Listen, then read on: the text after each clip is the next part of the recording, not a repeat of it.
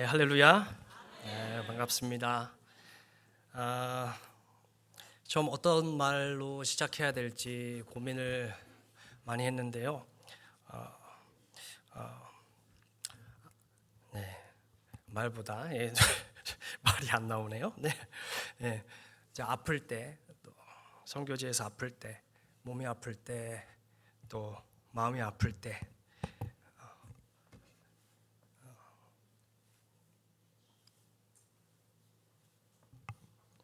보고 하다가 우는 것보다는 시작하면서 우는 게 조금 더 낫죠. 네,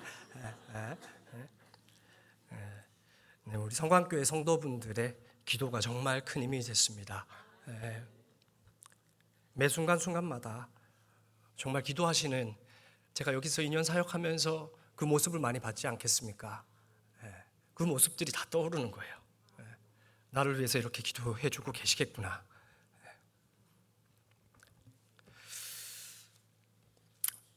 너무너무 감사드립니다. 성경 보고에 앞서서 우리 잠깐 말씀을 나누고자 합니다. 오늘 본문은 보시다시피 여성이 교회에서 공식적인 발언을 하는 것에 대한 규정입니다. 아니, 김 목사가 선교사가 되고 나서 조금 감을 잃었나? 아니면 말라위에서는 여자가 교회에서 발언하는 것을 금지하나? 이렇게 생각하실 수도 있을 것 같습니다. 아니면 2022년에 수요 예배를 잘 참석하셨던 분들은 그 얘기를 하려고 그러는 거구나, 이렇게 기억하는 분들도 계실 거라고 생각합니다. 제가 수요 예배 때 잠깐 다뤘던 내용이거든요. 제가 이 본문을 함께 나누고자 하는 이유는요, 사실 이 본문이 여성의 권리를 제한하는 데 목적이 있는 게 아니라 교회를 위한 배려의 목적이 있기 때문입니다. 간단하게 말해서 이 본문이 말하고 있는 핵심 키워드는 여성의 권리가 아니라 교회입니다. 오늘 본문에서는 오늘날 잘못 말하면 큰일 날 만한 그런 말을 하죠. 여러분 어느 구절인지 잘 보이시죠? 한번 성경 한번 보시면 어느 구절일까요? 오늘 잘못 말하면 큰일 납니다. 여자는 교회에서 잠잠하라. 큰일 나죠. 잘못 말하면. 우리 여성분들의 표정이 갑자기 안 좋은 것 같은데요. 화내지 마시고 끝까지 제 얘기를 들어보시기 바랍니다. 제가 서두에서 이 본문이 말하고자 하는 건 여성의 권리가 아니라 교회와 배려다, 이렇게 말씀을 드렸습니다. 왜냐하면 바울은 앞에서 쭉 계속 그 얘기를 해오고 있기 때문이에요. 앞에서 어떤 내용이 나오나요? 우리 고린도전서 14장을 눈으로 한번 이렇게 대충 한번 읽어보십시오. 성경을 가지고 계시니까. 어떤 내용이 나오나요?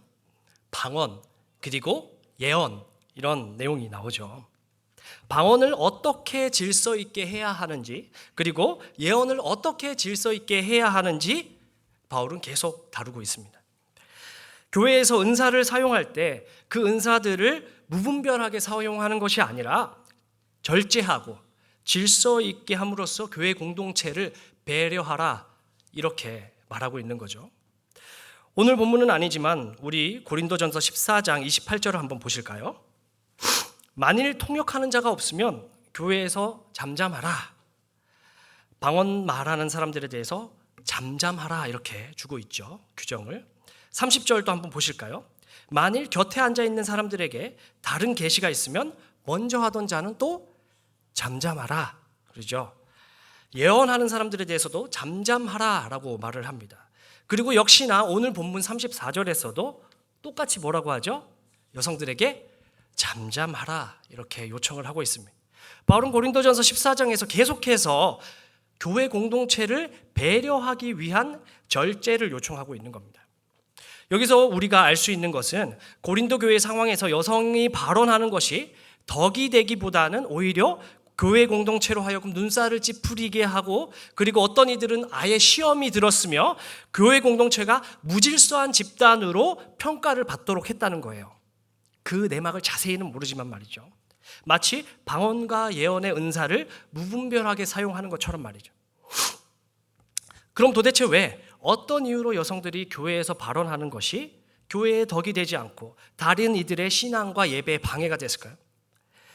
방언과 예언은 우리가 바로 이해하기가 쉽습니다. 갑자기 여기서 제가 이렇게 설교하는데 누가 일어나서 갑자기 방언을 해요.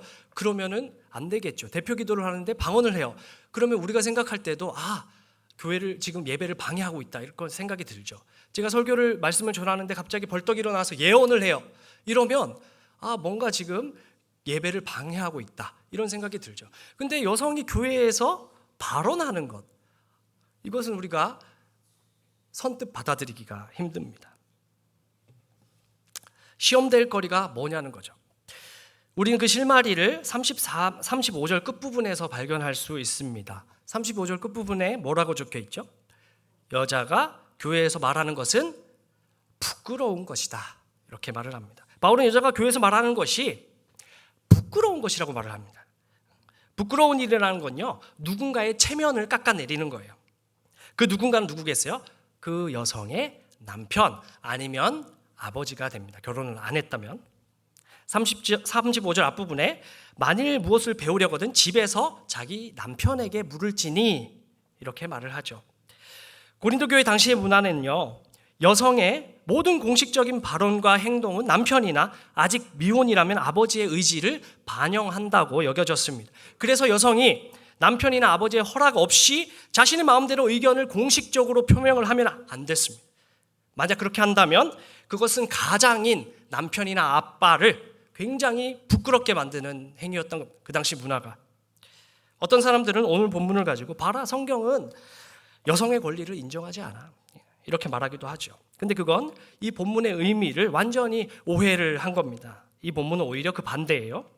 그 당시 사회는 여성의 인권에 대해서 정말 낮은 수준이었어요. 공식적인 자리에서 여성이 발언을 한다는 것 자체가 굉장히 파격적이었던 겁니다. 그런데 교회 안에서는요, 복음 아래서 모두가 평등하다라는 생각이 있었어요.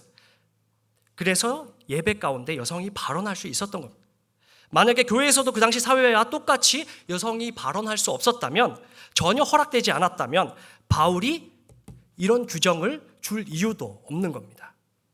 바울이 고린도 교회에서 여성은 교회에서 잠잠하라 이런 요청을 한다는 건 오히려 고린도 교회에 그 당시 사회에서는 상상할 수 없을 만큼 여성들의 활동이 있었다는 것을 의미합니다. 서신서에 등장하는 수많은 여성 지도자들의 이름도 그 증거입니다. 유오디아, 순두계, 드루베나와 드루보사, 베베, 브리스길라, 그죠? 수많은 여성 지도자들이 있습니다. 다만 그 당시 사회의 도덕적 기준에서 여성들의 그런 활동은 공동체 전체가 손가락질을 받을 수 있었기 때문에 교회 멤버들 중에서는 누군가는 시험에 들 수 있고 충격을 받았기 때문에 용납할 수 없는 일이었기 때문에 어떤 사람들에게는. 그래서 바울은 지혜롭게 조심스럽게 접근하자는 얘기를 하고 있는 겁니다. 바울은 교회의 여성들에게 그 당시 사회에 익숙한 이들을 배려할 수 있는 성숙함을 요청하고 있는 겁니다. 성경의 많은 가르침들은요, 그것이 구원과 직결되는 사안이 아니고서는 그 시대의 사회적 현실과 그리고 예법들을 고려해서 줍니다. 심각하게 훼손하지 않아요. 신명기 24장에 나오는 이혼 증서도 하나의 예죠. 남자가 아내가 마음에 들지 않으면 이혼 증서를 줘서 내보낼 수 있다.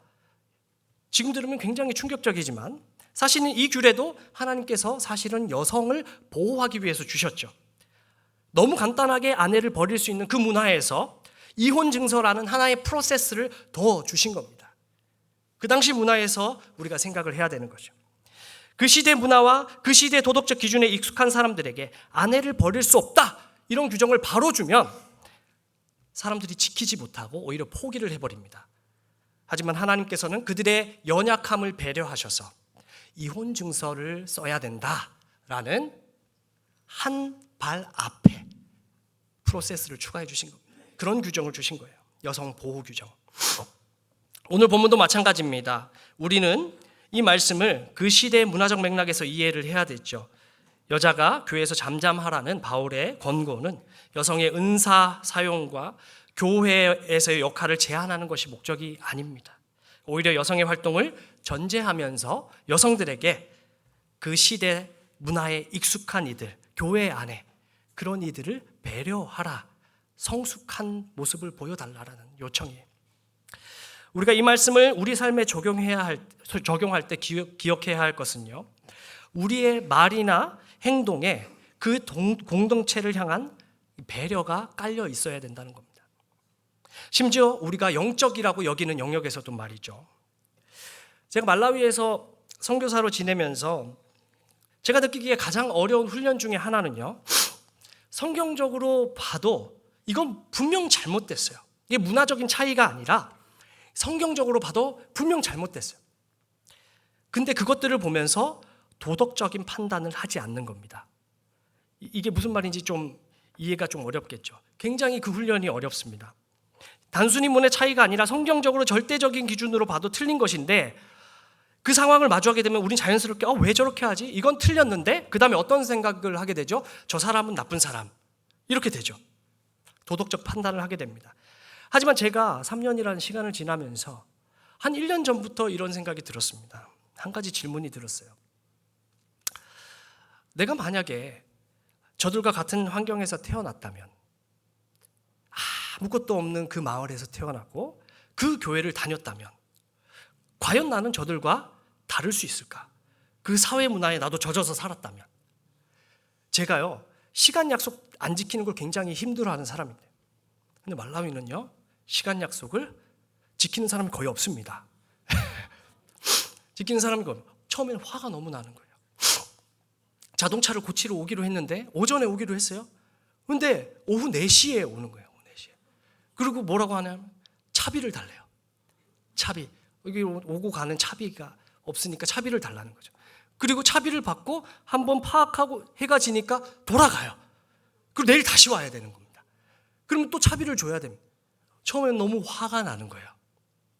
근데 제가 운전면허증을 따러 이제 로드 트래픽에 가서 이제 운전면허 시험을 봤습니다.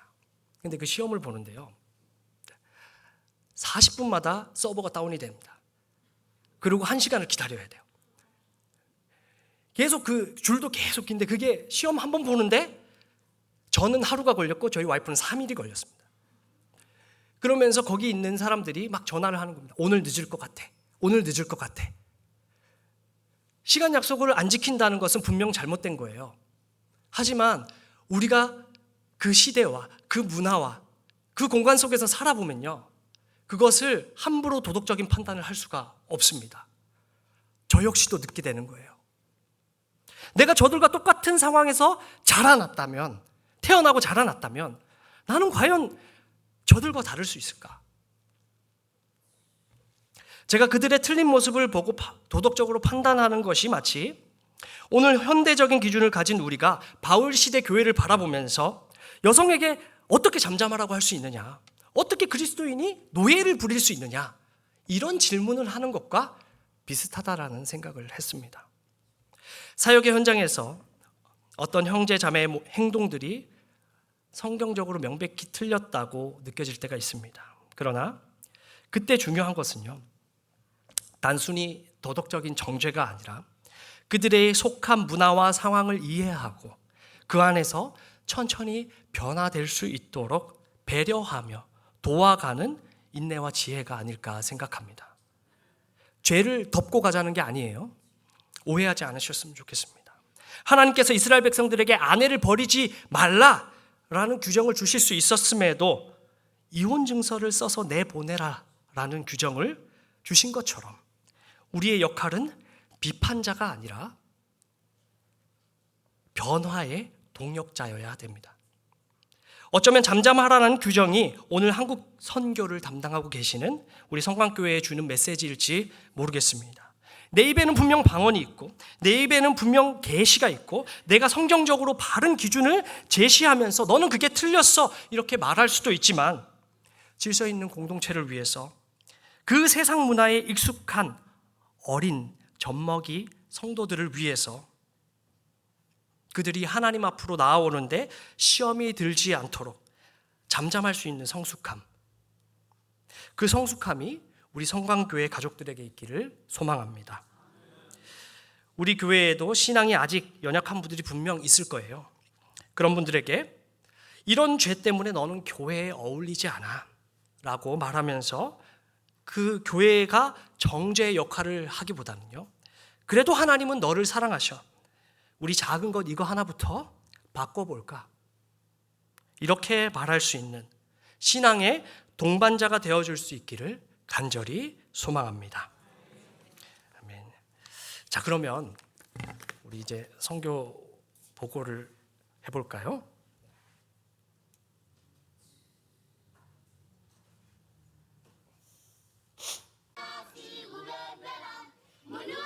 네, 볼륨을 좀 높여주셔도 됩니다.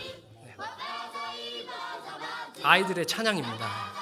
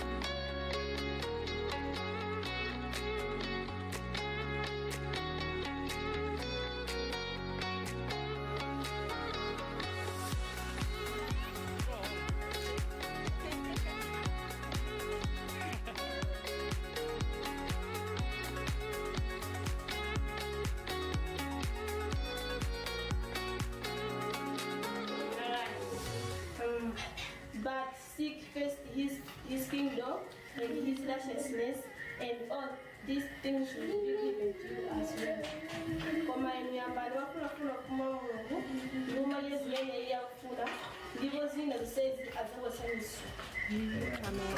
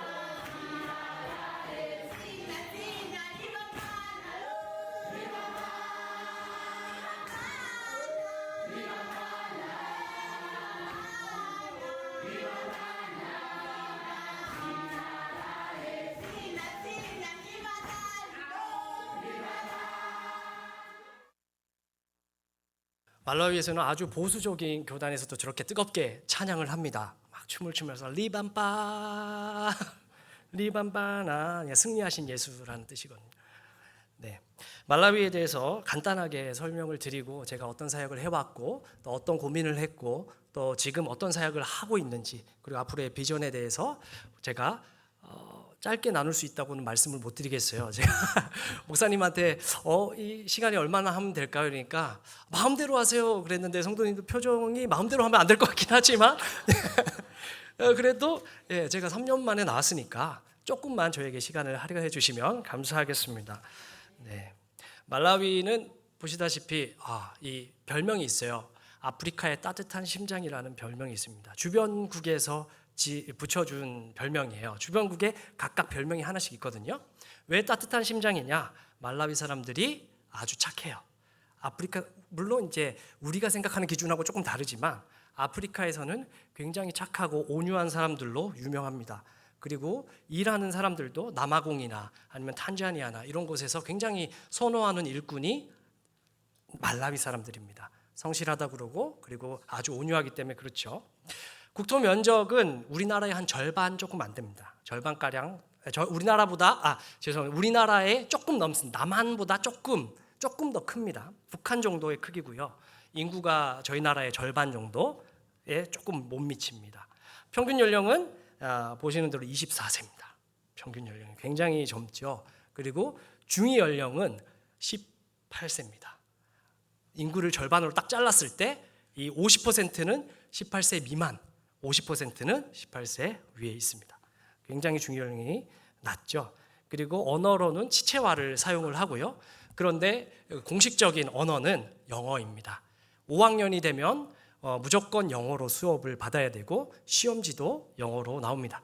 그래서 다들 성적이 좋지 않고 대학 진학률이 1%에서 많아봐야 2% 정도가 됩니다. 공부를 하려면 무조건 영어를 해야 돼요. 지체화는 그런 전문적인 용어가 전혀 없습니다. 다 영어를 사용을 합니다. 기독교가 80%, 굉장히 많습니다. 그래서 명실상부 기독교 국가고요. 이슬람이 한 10% 정도 됩니다. 네. 자, 말라위가 어디 있을까요? 저기 한번 찾아보시죠. 지렁이처럼 생겼습니다. 약간 해마처럼 생기고 여기 있습니다. 여기 말라위 남부에 있습니다. 계절이 반대예요. 여기와는 지금 말라위가 굉장히 추울 때입니다. 이렇게 생겼고요. 국토의 절반 3분의 1이 호수입니다. 말라위 호수 가면 정말 좋아요. 말라위 호수 거의 바다 같습니다. 파도도 아주 많이 치고요. 저희가 있는 곳은 말라위의 수도 릴롱게에 있습니다. 네. 말라위는 이 굉장히 가난한 나라로 유명합니다. 많이 들어보셨을 겁니다. 1인당 GDP가 400불 조금 넘습니다. 인구의 70%가 절대 빈곤선 이하에 있고요. 세계 최빈국 중에 하나입니다. 말라위, 소말리아, 그리고 남수단, 부룬디 이런 나라들이 이제 매년 누가 꼴찌 하나 이렇게 앞다투어서 순위가 바뀝니다.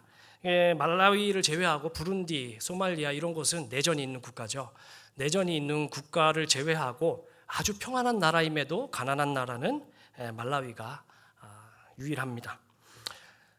그리고 굉장히 물가가 높고요. 그래서 여러분 화장지 한 줄을 사는데 18개 드릴을 사려면 한국 돈 4만 원 정도가 듭니다. 제조업이 굉장히 거의 전무하다시피 하기 때문에요. 그래서 대부분 수입에 의존을 합니다. 거기다 보시면 아시겠지만 주변에는 탄자니아 그리고 모잠비크, 잠비아 그렇게 내륙입니다. 다 덮여 있어서 다 수입하는데 항구가 없기 때문에 굉장히 비싼 물가로 모든 수입품을 활용을 해야 됩니다. 물가가 아프리카라고 싸지 않습니다. 한국보다 더 큰 금액을 주고 물건들을 구매를 해야 됩니다.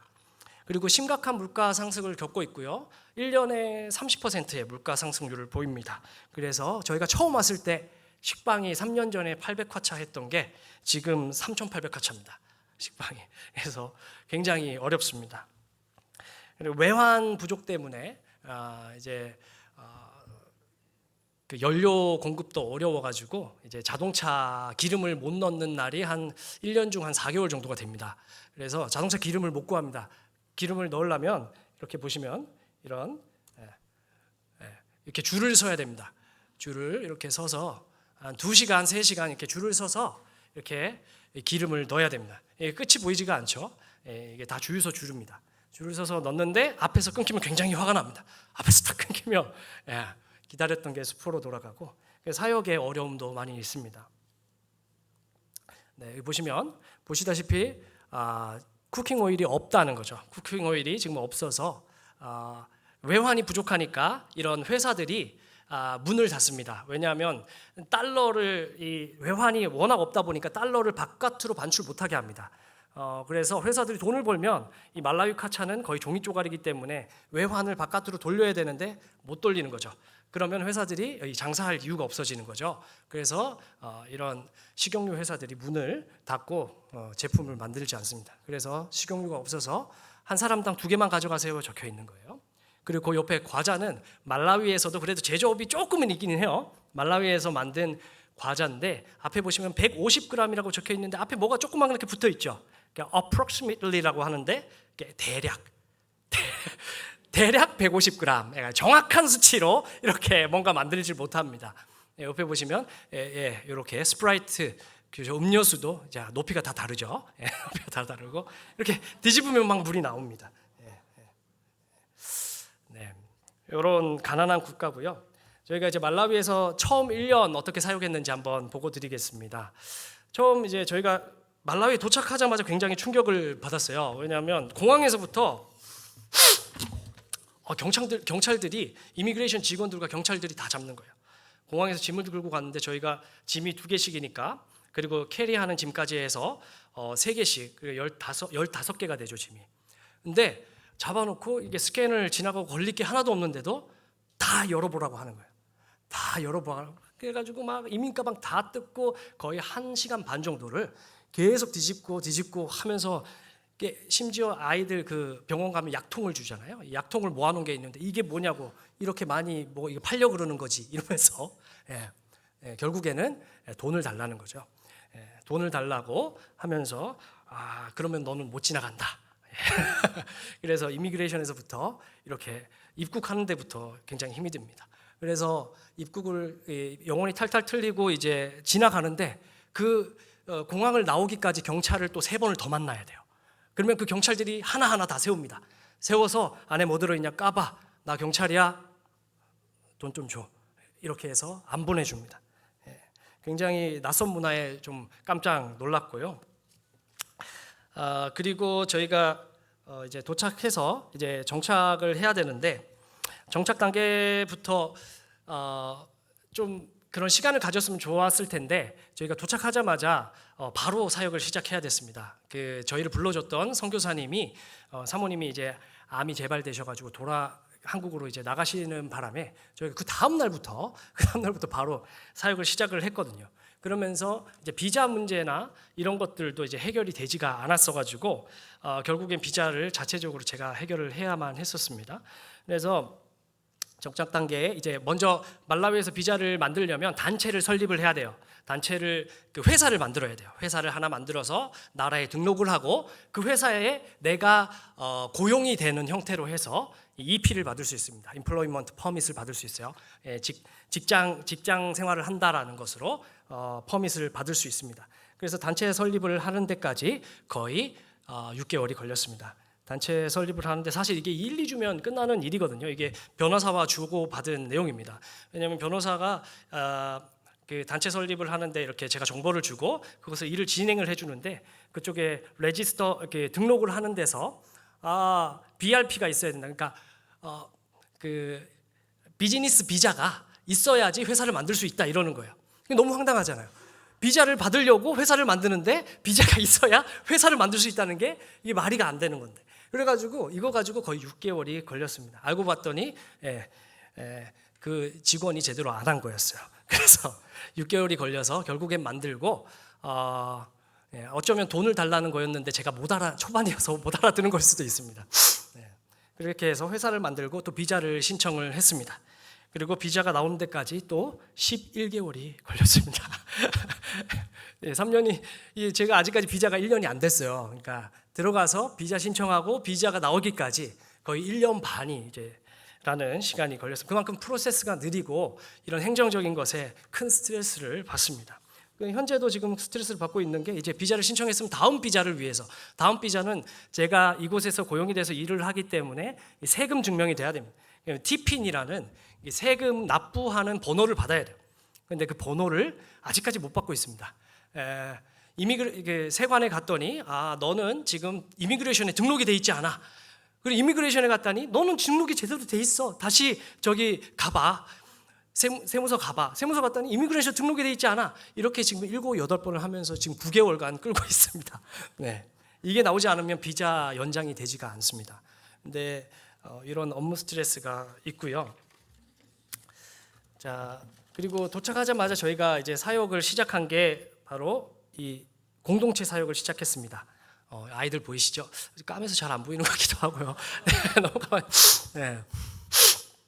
실제로 많이 까맣습니다. 근데 옆에서부터 이제 게레시아, 티아미케, 까매서 안 보이죠? 죄송합니다. 네.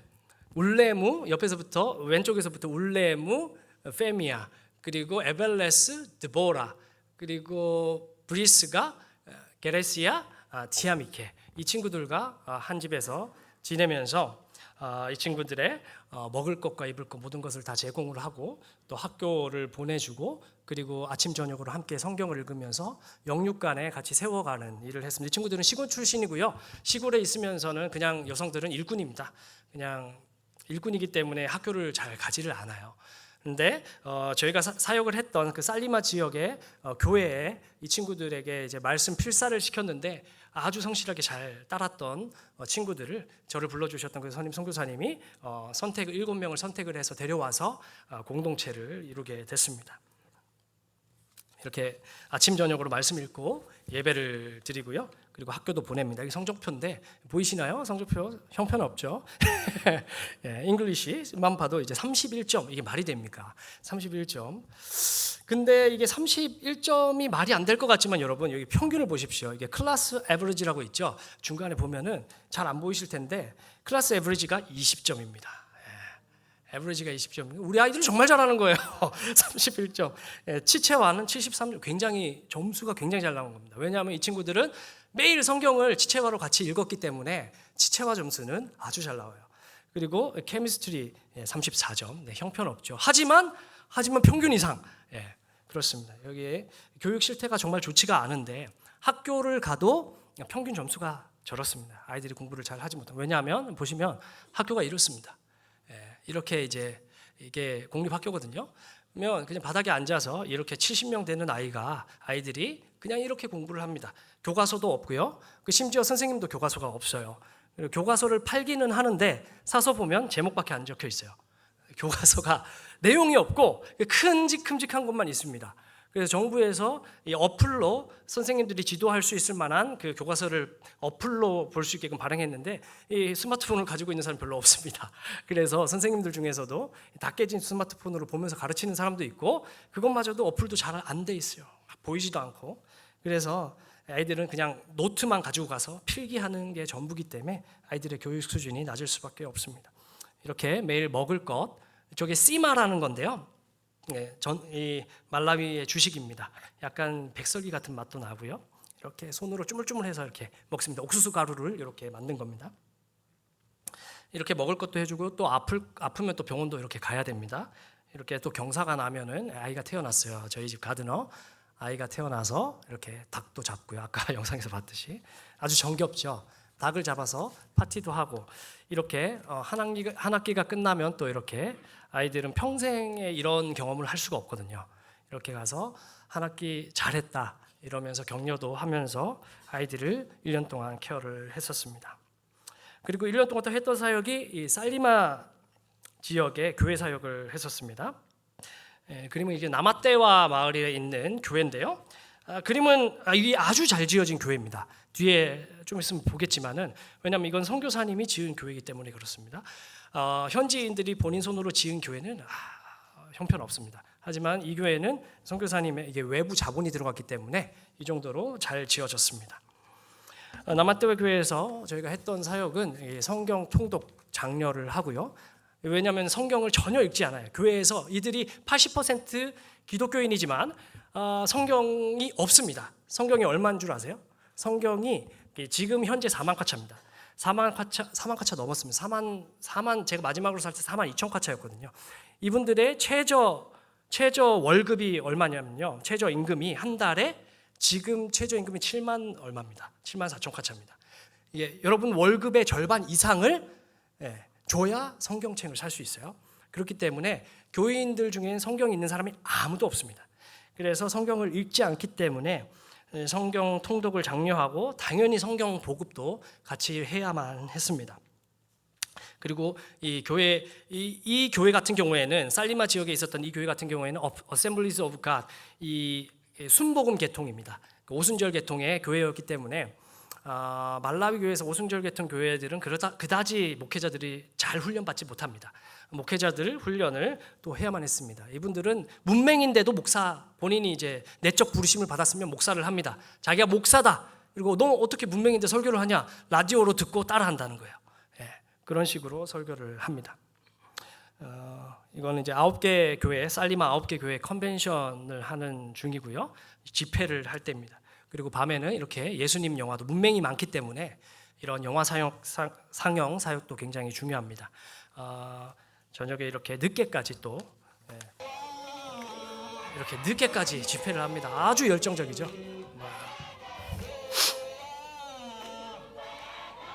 이러고 새벽 2시에 자요. 새벽 2시쯤에 자고 또 아침에 일찍 새벽 4시에 일어나서 저는 더 자고 싶은데 저럽니다.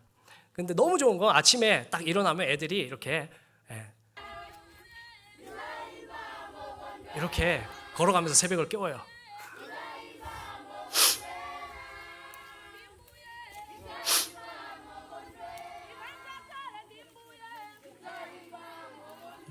너무 좋죠, 찬양이.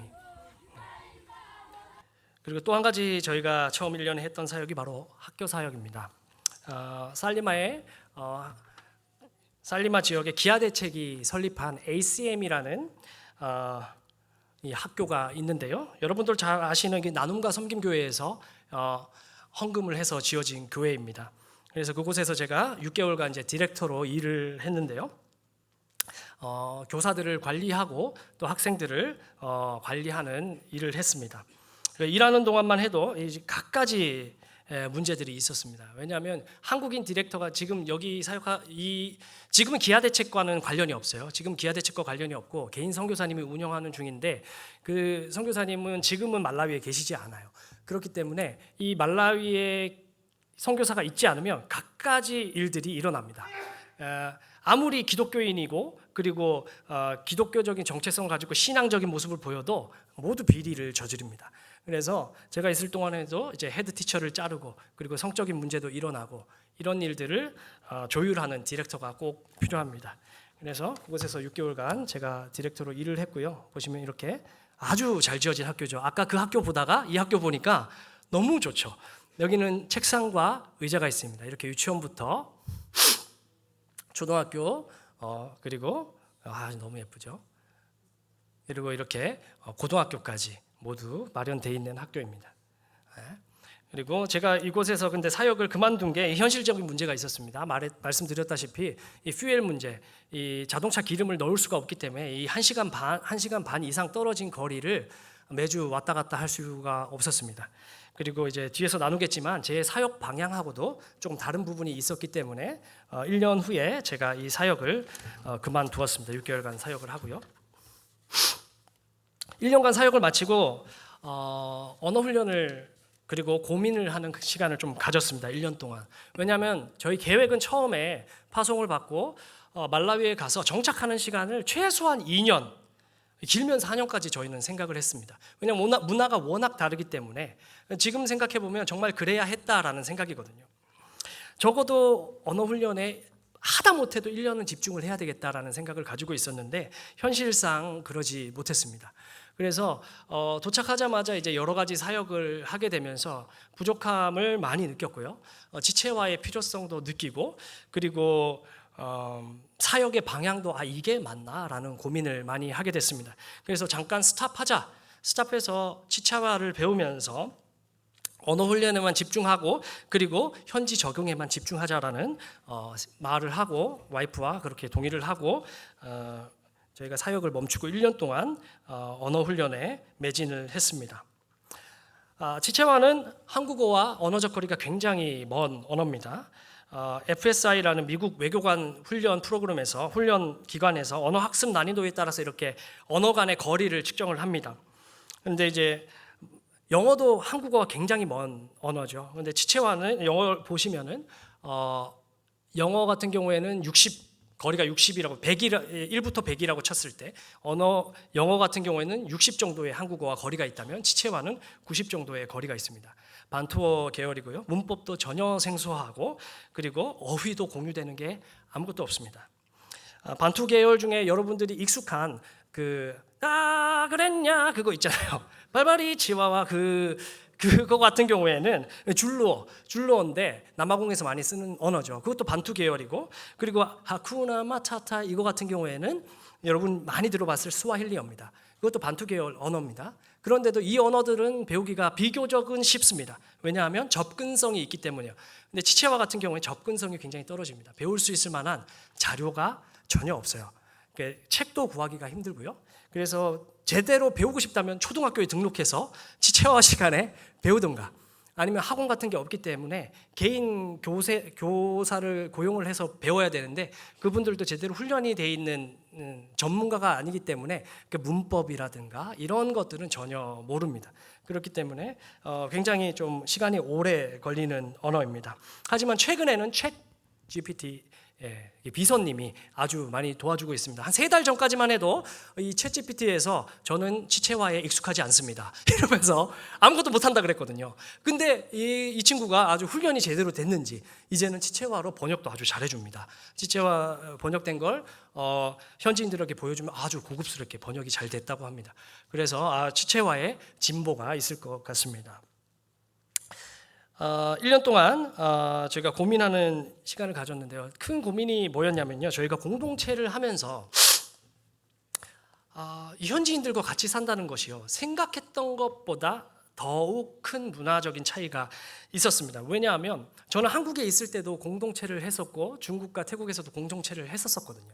공동체의 가장 큰 장점이 뭐냐면 이렇게 주일마다 와서 만나는 목사와 그리고 성도 간에 이렇게 양육을 하는 것보다도 훨씬 더 매일매일 보면서 내 안에 예수를 발견할 수 있고 서로 깎여져 나가는, 이것이 아주 큰 매력입니다.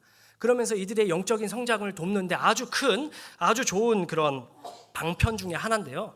말라위에서는 그것이 잘 맞지가 않았습니다. 왜냐하면 생활적인 수준이 너무 차이가 나기 때문에 그런 영적인 것에 신경 쓰는 것보다 다른 것에 더 많은 에너지를 뺏겨야만 했습니다.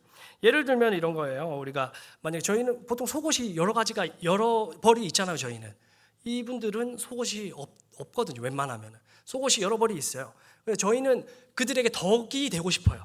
덕이 되고 싶지만 우리의 속옷이 3장이 널려 있으면 쟤네들은 속옷이 3장이나 있네. 같이 살면 그게 다 보이는 거죠. 쟤네들은 속옷이 3장이나 있어. 그걸 안 나눠줘? 이렇게 되는 겁니다. 저희 애들은 또 스마트폰을 가지고 있지만 꺼내지를 못하는 거죠. 왜냐하면 스마트폰은 구경도 못하는데 아이들조차 스마트폰이 있네? 이들에겐 시험이 되는 거예요. 같이 있으면. 그리고 저희는 한글 학교를 아이들 보내기 때문에 저희 와이프가 또 한글 학교 교사로 섬기고 있는데 한글 학교 애들 간식을 이렇게 사놓잖아요. 그러면 저희가 장을 봐서 오면 저희 학생들이 막 대문 빵빵빵 소리 들리면 막 달려나와서 다 도와주거든요. 그럼 과자가 잔뜩 있어요. 근데 안 나눠줘. 이들은 시험이 드는 겁니다.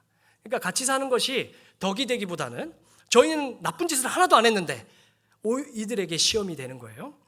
그래서 좀 다른 방법이 필요하겠다. 이런 방법은 좀 지양을 해야 되겠다라는 생각을 하게 됐습니다. 그리고 저희 아이들이 이제 다니는 학교 같은 경우에는 아이스크림통을 가져오라고 그래요. 필통 대신 거기서 그런 필통 같은 거 구할 수가 없으니까 아이스크림통을 구하기 위해서 슈퍼에서 아이스크림을 사서 그걸 다 먹고 가져갔어요. 가져가기 위해서 이제 씻어놨어요. 그게 아이스크림을 비워야 되잖아요. 아이스크림을 비울 때 학생들을 불러서 먹였어요. 근데 학생들이 생전 처음 먹어봐요. 이러면서 너무 맛있어요. 이러는데 마음이 너무 아픈 거예요. 우리 애들은 필통하려고 아이스크림 사서 이거 비우는 건데 이 친구들은 아이스크림을 생전 처음 먹어. 그런 것 하나하나가 우리에게 이 사역하는 데 있어서 굉장한 스트레스가 되더라고요. 그리고 제가 학교 사역을 했었었는데 이게 학교 운영을 하면서 굉장히 효과적이지 않다라는 생각을 했습니다. 그래서 학교를 그만둔 이유기도 했고요. 학교를 설립하고요, 운영하고 그리고 관리하고 하면서 자립하기까지는요, 지속적인 대규모 자본이 필요합니다. 그래서 이 개인 선교사보다는 NGO가 훨씬 더 장점이 많아요. 훨씬 잘할 수 있는 사역이 바로 학교 사역입니다. 왜냐하면 NGO는 펀드라이징에 최적화가 돼 있잖아요. 이렇게 후원 받는데. 반면에 NGO의 한계는요, 규모가 크기 때문에 한 사람 한 사람의 영적인 성장을 돌보는 데는 한계가 있습니다. 길에 여러분 줄을 세워가지고 밥을 퍼주는 것하고 그리고 집에 초대해서 우리가 밥을 해주는 것하고는 그 사람들이 받아들이는 게 다르죠. NGO가 할 수 있는 사역들은 다수를 상대로 밥을 줄 수는 있겠지만 한 사람의 마음을 만지기는 현실상 쉽지가 않습니다.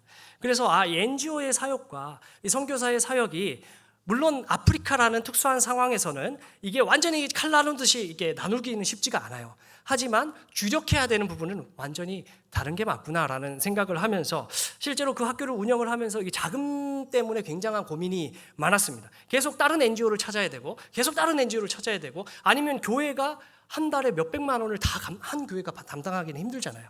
그런 것들이 지속하고 자립하는 데까지는 굉장한 많은 시간이 걸리는 거였습니다. 그리고 NGO는 프로젝트 기반이기 때문에 기한이 존재해요. 이 기한이 끝나면 철수를 해야 됩니다.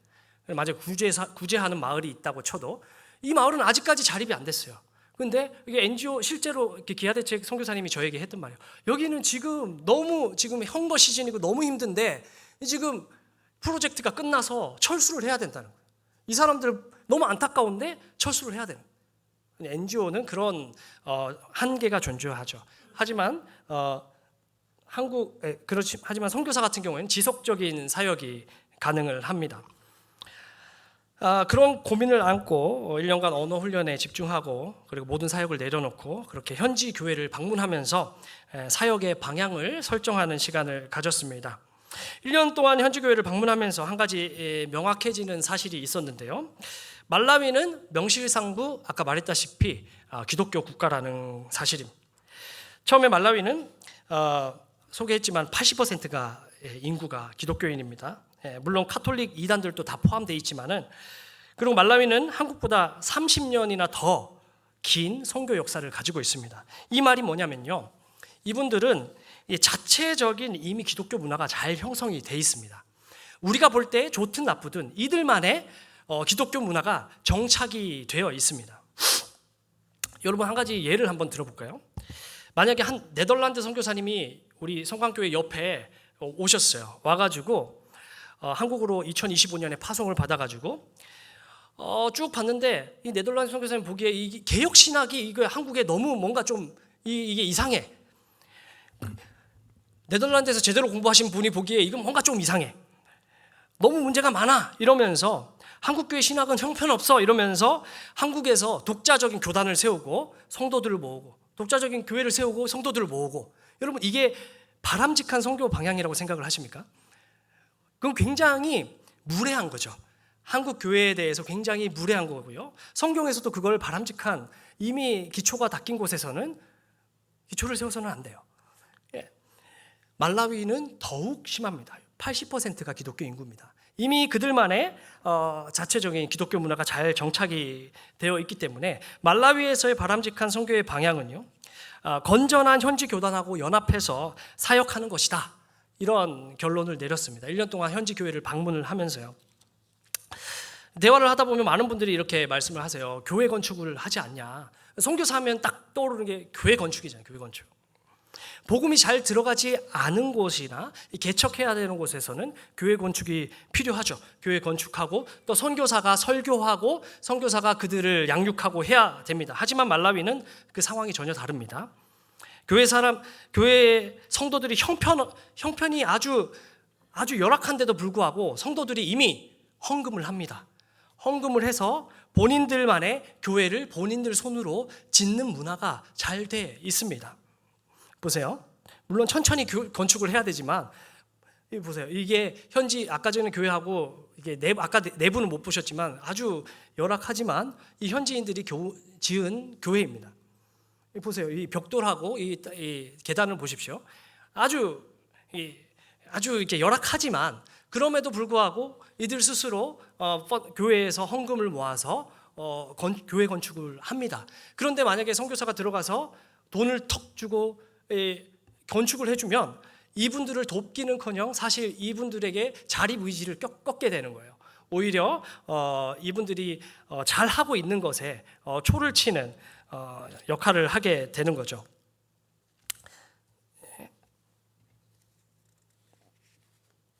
교회를 건축을 하면 이 CCAP 교단에서 이렇게 십자가 모양으로 건물을 짓습니다. 그러면 말라위에서 선교사가 해야 될 일은 뭔가? 이 기독교 국가에서 선교사가 왜 필요한가? 그 말씀을 드리기 위해서는 말라위의 가장 큰 교단인 이제 기독교 개신교 교단인 CCAP에 대해서 설명을 드려야 할 것 같습니다. CCAP는 Church of Central Africa Presbyterian이라고 이게 중앙 아프리카 장로 교회입니다. 이 말라위도 장로 교회가 주류 교단입니다. 그리고 아주 보수적인 교단이에요. 저희 합동춘과 아주 신학이 비슷하고요. 개혁 신학을 추구합니다. 왜냐하면 스코틀랜드 선교사님들이 와가지고 이 CCAP를 만들었기 때문입니다. 스코틀랜드 선교사님들이 북쪽에 왔고 또 남쪽에 와가지고 각각의 교단을 설립을 했고요. 그리고 네덜란드 개혁교회가 또 들어와서 중부에 또 교단을 개척을 했습니다. 그리고 나서 우리 한국교회의 역사 같은 경우에는 장로교가 갈라진 역사잖아요. 그런데 말라위 장로교 역사 같은 경우에는 이 세 개의 교단이 1920년도에 통합을 했습니다. 그래서 지금 CCAP라는 이름 하나로 묶여 있는 겁니다. 실제적으로 총회는 그래서 세 가지가 있습니다. 보시면은 이 CCAP 교단 이 건물 내부입니다. 이렇게 십자가 모양으로 이들 스스로 이렇게 건물을 짓습니다. 말라위 전체 인구의 거의 20%에 달하는 인구가 이 교단에 속한다고 보시면 됩니다. 보수적임에도 이렇게 아주 뜨겁게 찬양을 합니다.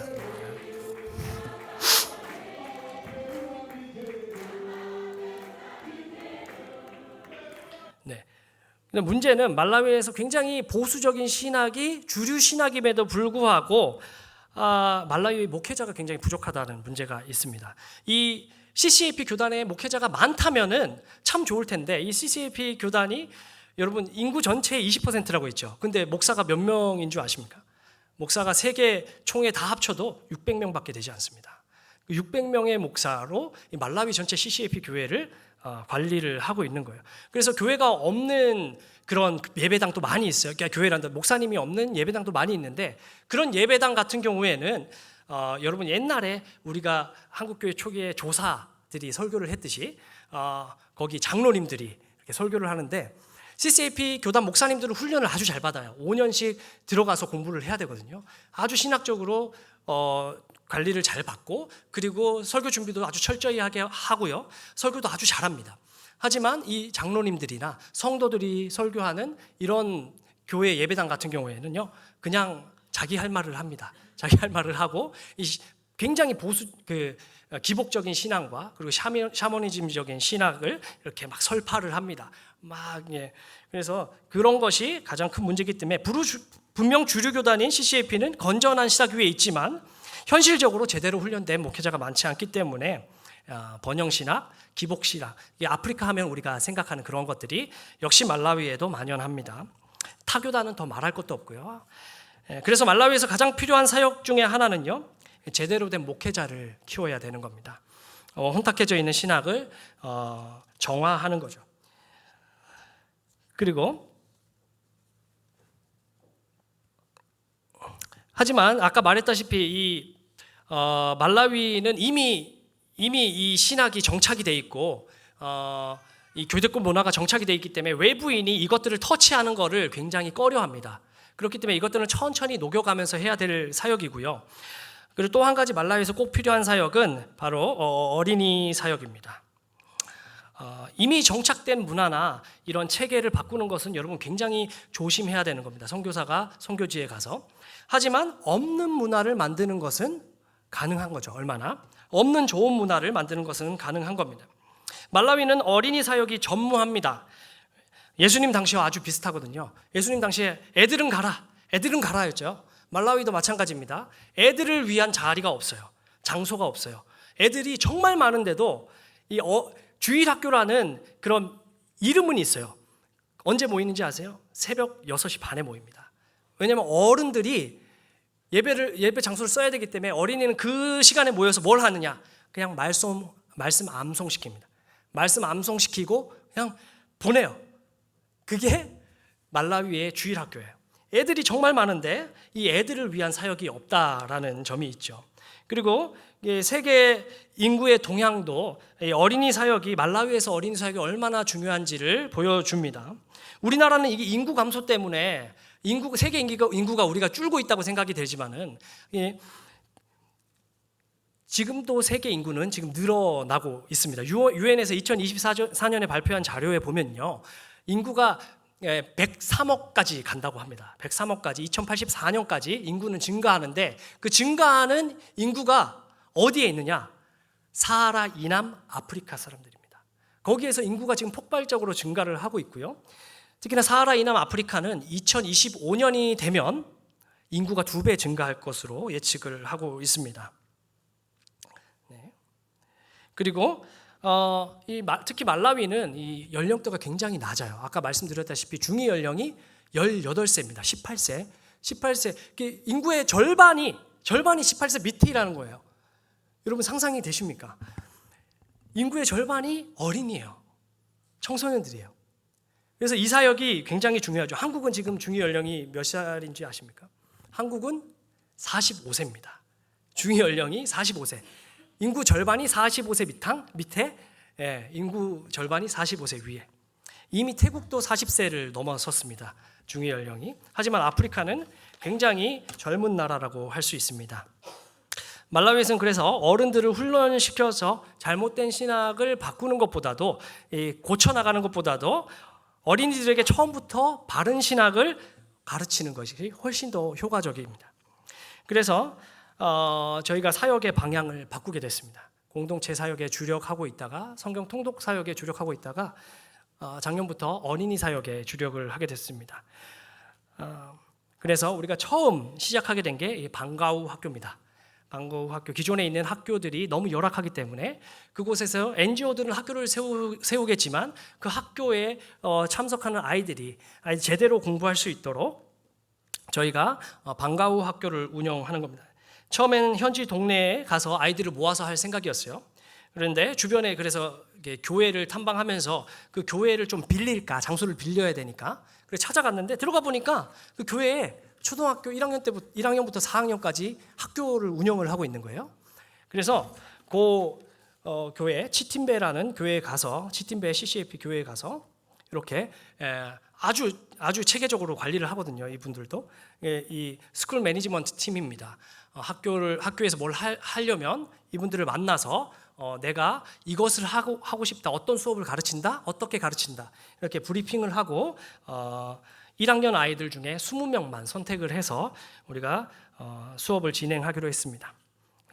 수업 내용은 영어 그리고 수학, 성경 요 수업을 가르치고 있습니다. 그래서 이 프라이빗 스쿨입니다. 이게 가버먼트 스쿨이 아니기 때문에 아주 그 돈을 어느 정도 내야 되는 학교인데도 불구하고 이렇게 책상이 없습니다. 돈을 내고 다녔네. 책상이 없고, 그래서 아이들에게 처음 글씨를 가르치는데 애들이 이렇게 선을 긋잖아요. 책상에 대고 이제 선을 긋는데도 선을 이렇게 끊어서 그어요. 일자를 이렇게. 왜냐하면 항상 무릎에 대고 썼거든요. 무릎에 대고 쓰면 미끌리잖아요. 그러니까 이게 끊어 쓰는 게 습관이 된 거예요. 그래서 애들이 이렇게 쓰는 거예요. 그래서 하다 보다 안 돼서 이렇게 접이식 테이블을 만들어서 제가 만들어 가지고 이렇게 들고 다니면서 아이들을 가르치고 있습니다. 시청각 자료도 활용을 하고 있고요. 한국의 경우에는 이미 유치원 때부터 이런 활동들이 이렇게 숫자를 세면 1부터 100까지 거의 유치원 때 다 세잖아요. 이 말라위 아이들은 1학년인데도 숫자 개념 자체가 없습니다. 그래서 여러분 1, 1, 2, 3, 4, 5, 6는 합니다. 1, 2, 3, 4, 5, 6는 하는데 이 1과 이 손가락 하나를 매치를 못해요. 3, 5 막 이런 식입니다. 전혀 수 개념이 없어서 아주 처음부터 아이들을 가르쳐야 했습니다. 글씨도 마찬가지입니다. 5학년, 6학년 된 아이들도 본인의 언어인 치체화를 제대로 읽지 못하는 아이들이 태반입니다. 왜냐하면 아이들이 어릴 때부터 그런 훈련이 전혀 안 돼 있고요. 저희는 어릴 때부터 깜난쟁이 때부터 우리 어디 보내요? 문센 막 이런 데 보내잖아요. 문센 보내서 이런 막 만지는 놀이 이런 거 하죠. 이런 거 촉감 놀이 그리고 소근육 이런 거 인지 발달이 굉장히 중요하거든요. 그런데 말라위 아이들은 전혀 그런 게 없습니다. 저희는 장난감 이런 게 있지만 이들은 흙밖에 없거든요. 그러니까 이 인지 발달이 늦는 거예요. 이 소근육 발달이 전혀 안 돼 있습니다. 처음에 저희가 굉장히 충격이 먹었던 게 뭐냐면요. 이렇게 여러분 이렇게 카운트를 못 하는 거예요. 보세요. 말고 How many fingers on one hand 하는 건데 한 손 이렇게 해서 손가락 접는 거 잘 보세요. 어떻게 접는지.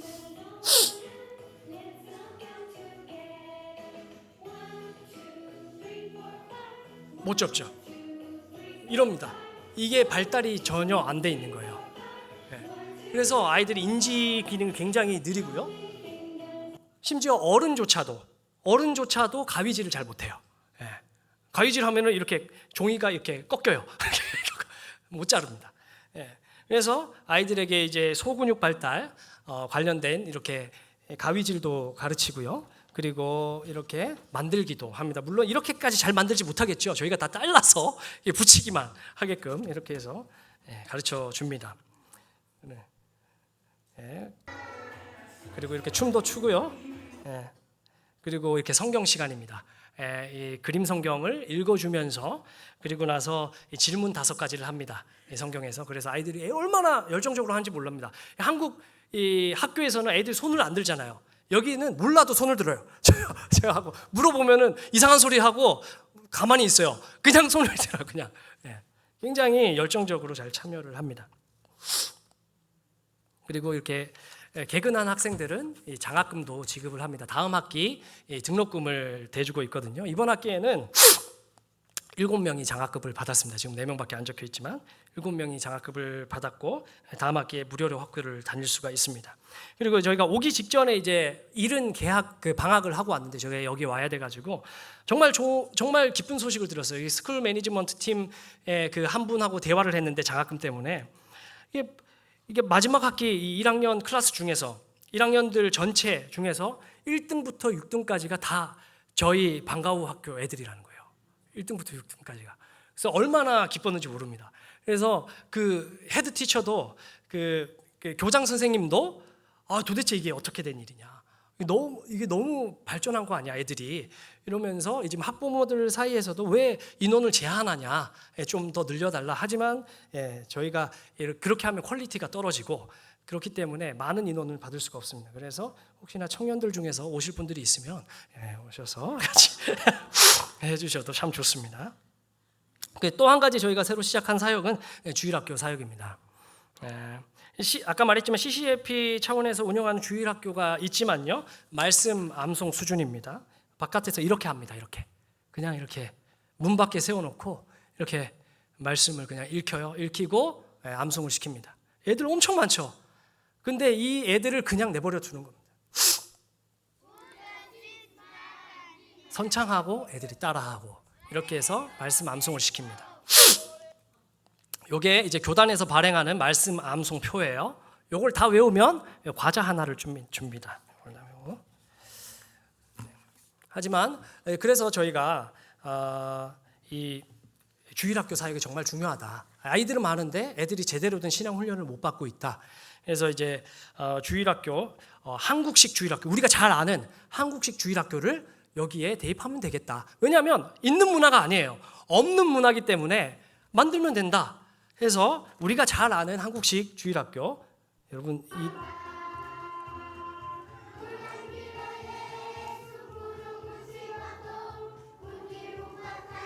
이 무슨 노래예요?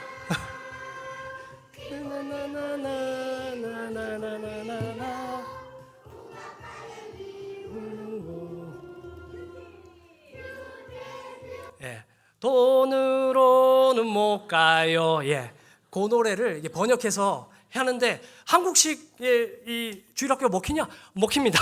거기 아예 문화가 없기 때문에 아주 이제 좋은 이제 애들이 노래 정말 잘 따라하고 그럽니다. 이렇게 한 300명 가까이 되는 애들이 매주 이렇게 음첸가 오에라라는 이제 CCAP 교회에서 모여서 함께 예배를 드리고 있습니다. 이렇게 아이들에게 맞는 눈높이에 맞는 설교도 하고요. 설교는 물론 제가 하지 않습니다. 현지인들이 훨씬 더 아이들에게 재밌게 설교를 할 수 있기 때문에 제가 원고를 주고요. 아이들에게 설교를 하도록 시킵니다.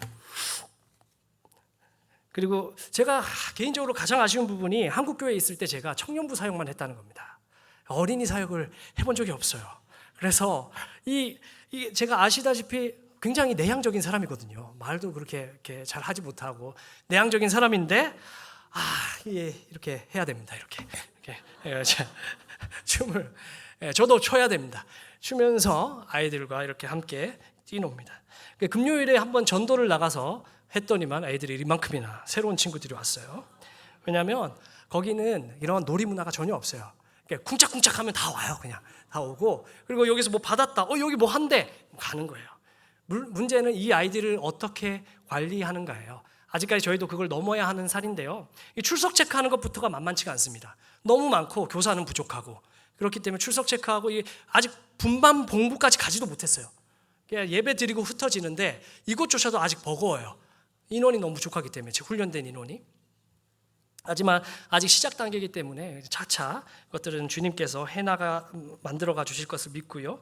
그리고 방학이나 이런 특별한 기간에는 이렇게 성경 세미나도 열어서 함께 성경을 읽습니다.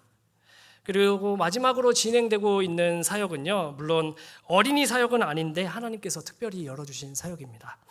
여러분 기도 편지에서도 한 번씩 보셨겠지만은 음치리자 바이블 리딩 센터인데요. 음치리자 마을 사람들이 모여서 이렇게 자체적으로 모이기 시작해서 말씀을 읽기 시작한 공동체예요. 이 음치리자 바이블 리딩 센터의 구심점이 된 사람이 바로 저기 뎁손 가정입니다. 패트리샤 이 자매분인데 저희와 함께 세운 공동체에 1년 동안 같이 살았었는데 제가 정말 마음적으로 힘들었던 부분이 이 현지인 동역자를 구하기가 정말 힘들어요. 근데 처음부터 시작해서 제 손발이 되어주고 했던 이 뎁손이라는 이 친구가 작년 6월에 죽었어요. 갑자기 이제 쓰러져서 죽는 바람에 굉장히 디프레스가 되고, 또 주변에 다른 또 분들도 제 주변에서 계속 돌아가셨거든요. 계속 돌아가시고 이런 일을 겪으면서 굉장히 좀 어려웠는데, 그래서 이제 이 패트리샤가 굉장히 마음이 힘들었습니다. 뎁손이 죽으면서 장례식에서는 제가 보지 못했는데 한 몇 개월 뒤에 가서 보니까 패트리샤 배가 이렇게 불러 있는 거예요. 넷째를 뱃속에 품은 채로 남편이 이제 죽은 거예요. 지금 그래서 이 큰 아이 울레무, 안사, 페바, 그리고 작은 아이가 이제 사라. 저에게 이름을 지어달라 해서 사라라는 이름을 지어줬는데요. 그래서 이 패트리샤가 너무 디프레스가 돼서 이제 교회는 나가냐 그러니까 교회를 안 나간대요. 그래서 이러면 안 되겠다 싶어서 이 친구 집에서 원래 초부터 좀 예배를 주일마다 드려야 되겠다라고 생각을 했는데, 이 친구가 이게 계속 같이 말씀을 읽었던 친구거든요. 그 힘이 어디 안 가는 거예요. 이게 이 친구가 혼자 일어난 거예요. 일어나서 친구들하고 그 동네에서 말씀 성경 읽는 통독 모임을 만든 거예요. 그래서 6명이서 모여가지고 말씀을 읽기 시작한 거예요. 말씀을 읽기 시작했는데 사랍니다. 막내 아이 너무 예쁘죠. 오줌 쌌네. 이렇게 지금 5명인데 6명이 모여서 말씀을 읽기 시작해서 이 공간이 너무 삐죽다는 거예요. 왜냐하면 그 이모 집에 얹혀서 살고 있었거든요. 그 방 한 칸이에요. 정말 조그만해요. 한 3평 안 되는 방인데 거기서 모여서 읽는 게 너무 좁은데 이게 고민을 말하길래 이것은 주님께서 열어주시는 부분이니까 우리가 이제 헌신하자 해서 그 마을에 집 하나를 구했습니다. 그래서 음치리자 성경 통독센터로 삼고 지금은 30명 정도가 모여서 함께 말씀을 읽습니다. 자체적으로 이렇게 말씀을 읽고요. 자체적으로 패트리샤에게 출석 관리도 해요. 제가 하나도 시킨 게 없어요. 거의 안 가보고요. 한 번씩 가가지고 이들이 바른 말을 하나 아닌가 이 정도만 체크하고요. 본인들끼리 성경을 아주 잘 읽습니다.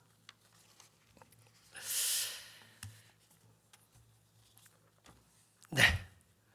지금까지 제가 했던 사역이고요. 앞으로 이제 제가 나아갈 방향에 대해서 짧게만 설명드리고 마치도록 하겠습니다. 앞으로 먼저는 CCAP 주일학교 무브먼트, CCAP 교단에서 이 주일학교가 전혀 없는데 물론 선교사님들이 간혹 들어가 있는 곳은 주일학교가 있는 곳이 있어요. 그 문화 자체가 없어요. 하지만 그래서 이 CCAP 교단 자체적인 주일학교 문화가 생겨나길 우리로부터 시작해서 여기 개척하고 저쪽 교회 가서도 또 주일학교 만들고 또 주일학교 만들고 단기적으로는 저희가 지금 방과후 학교를 운영하고 있는 치팀배 CCAP에서 내년부터 시작할까 계획을 하고 있습니다. 물론 주님께서 열어주셔야 하지만은 그렇게 계획을 하고 있고 앞으로 이제 CCAP 교단 전체가 아이들의 예배로 정말 활성화되기를 바라고 있고요.